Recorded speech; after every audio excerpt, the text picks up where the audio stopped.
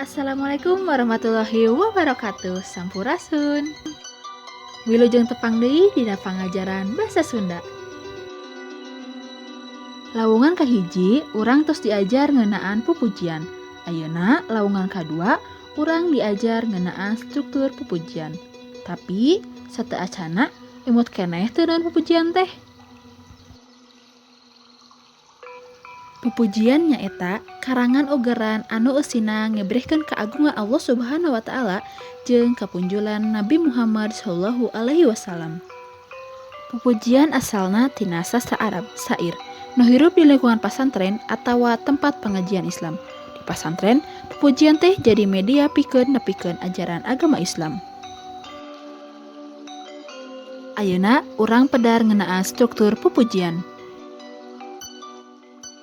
Nu kahiji nyaeta tema. Tema mangrupa jejer anu dicaritakeun dina pupujian. Tema dina pupujian teh aya ngeunaan pangajaran agama, muji ka Gusti Allah, sholawat ka Kanjeng Nabi, doa jeung tobat ka Pangeran, jeung pepeling. Nu kadua nyaeta rasa. Rasa mangrupa sikap nu nyusun pupujian kana tema nu keur dicaritakeun.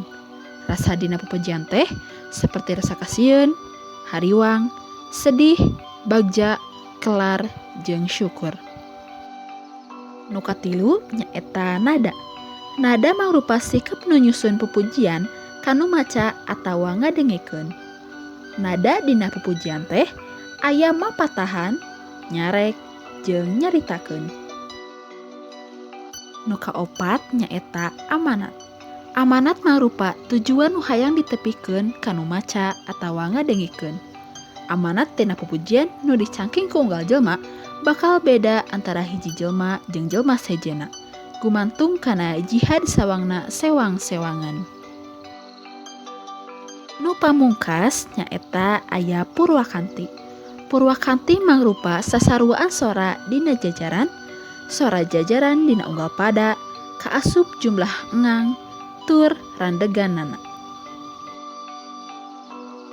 Kumaha? Ngartos teu? Supados langkung ngartos, yuk urang tinggal contoh larapna analisis struktur tina pupujian. Klik link ngetos disayogikeun nya. Hatur nuhun. Wassalamualaikum warahmatullahi wabarakatuh.